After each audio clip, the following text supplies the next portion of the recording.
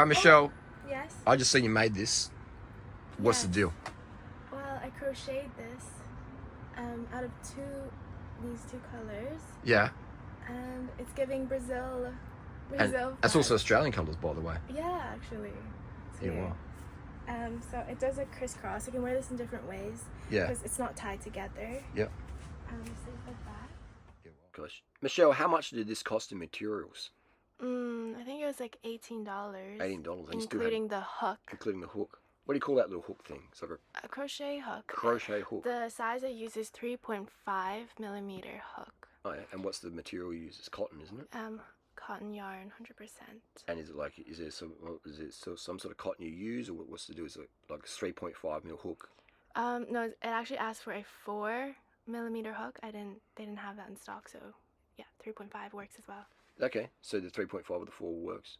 It's a tighter knit together, so yes. Excellent. And what would you call this style of bikini top?